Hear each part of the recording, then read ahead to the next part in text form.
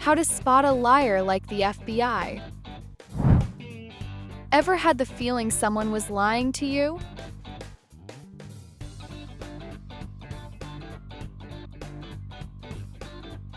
On average, people lie at least once a day, driven by a variety of reasons.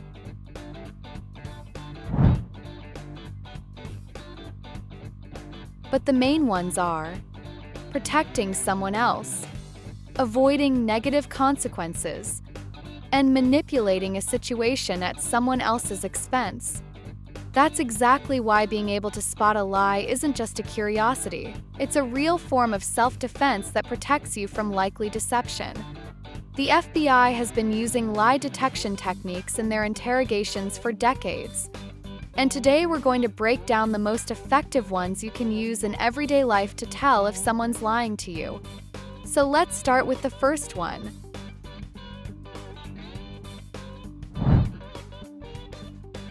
The right questions. 2018 study looked into what kinds of questions work best for exposing a lie. Overly broad questions like, "Can you tell me how it went last night?" aren't very helpful because they leave room for vague answers and make it easy to dodge uncomfortable details. Questions with a positive assumption like, "You didn't get back late, right?" are slightly better, but they still kind of suggest an easy way out. The most effective questions are open-ended but built on a negative assumption. Something like, "What kept you out so late last night?" That kind of question pushes the person to reveal any real problems, or if they're lying, forces them to come up with a more detailed story, which makes it easier to spot inconsistencies.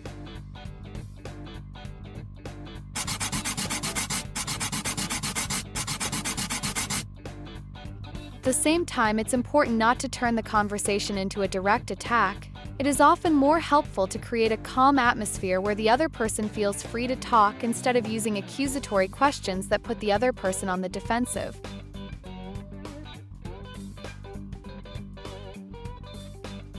Five-second rule. This approach combines attention to timing with the presence of multiple signals of deception called clusters. Not long ago, I read a book that explains this method really well. If you ask someone a question, the first 5 seconds are crucial. That's when you need to really watch and listen closely. Why? Because after 5 seconds, the person's brain has had too much time to think, rephrase, or get distracted. So you can't be sure their reaction is directly tied to your question anymore. The signs you're looking for in those 5 seconds can be verbal, like contradictions and dodging the question, or nonverbal, like touching their face and looking away. Now, spotting just one suspicious behavior like a slight pause doesn't mean much. It may depend on personal habits, but if you notice 2 or more signs in that short time frame, that's what's called a cluster, and it significantly raises the chances that the person's lying. Unusual behavior. FBI agents use a specific method to spot lies that's all about observing a person's behavior.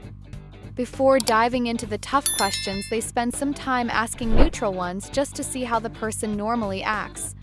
They pay attention to things like tone of voice, posture, speech patterns, and natural gestures. This is what they call the baseline. The better you know someone, the easier it is to spot their baseline because you already have a feel for how they usually behave. Once you shift to more sensitive topics, start watching closely for any changes. If their behavior suddenly differs from their baseline, that could be a red flag. If someone who usually makes eye contact suddenly avoids your gaze, that might be a sign they're not being totally honest. The double question. An effective way to bring out a lie is to ask related questions about the same event at different times, slightly shifting the angle. You might ask someone, "You hit the gym yesterday, right?" Then after a few minutes, follow up with something like, "What workout did you do yesterday?" If you notice any inconsistencies between the 2 answers, that's a clear sign something might not add up.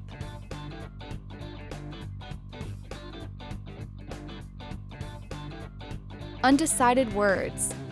When someone is lying, they often choose their words more carefully. This extra caution usually comes from the fear of getting caught, and it often shows up as vague expressions like, "I think, maybe, I guess." These kinds of phrases let the person avoid making firm statements and give them some wiggle room to backtrack if they get challenged. That said, this isn't solid proof of lying on its own. Verbal hesitation can also come from things like stress or just having a bad memory.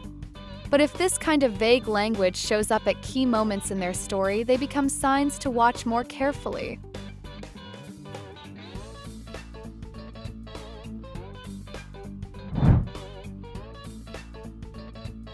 Topic switching. One red flag to watch for is when someone suddenly tries to shift the topic. This kind of behavior often means they're uncomfortable with what was just said and are trying to steer the conversation away so they don't risk revealing something they'd rather keep hidden.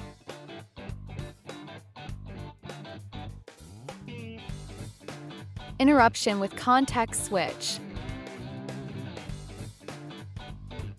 When you shift the focus unexpectedly, you increase the person's cognitive load.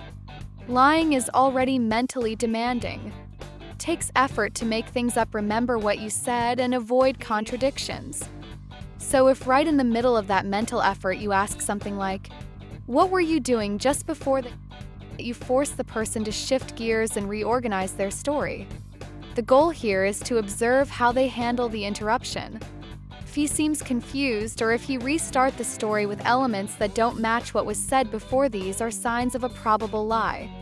The best time to interrupt is right in the middle of their narrative when their focus is at its peak.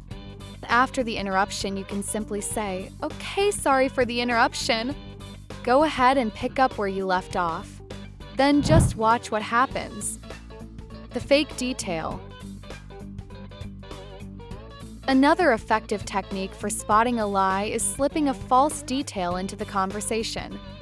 You could say something like, "You said it was Tuesday, but did you know the store was closed that day?" This tactic plays on a cognitive trap. Someone telling the truth will usually correct the mistake right away, maybe by pointing out that the store was actually open. But someone who's lying is more likely to go along with the false detail to avoid contradicting you. Afraid that pushing back might make their whole story seem less believable. Analyze time consistency. To spot inconsistencies, it's helpful to ask for specific time-related details during a conversation. You can do this by asking something like, "What time did you leave and what time did you get there?" People who are lying often struggle to keep their timelines straight. Their answers might not match up with the actual amount of time it would realistically take to do what they're describing. If the timing doesn't make sense, it's a strong sign that part of the story might be made. Trust your gut, but back it up. Everyone has their own way of making up stories. Some are better at it, while others are easier to spot. So to get the best results, combine these techniques with your gut feeling by paying close attention to the signals the other person gives you. That's the only way to really know when something's off and protect yourself from being fooled.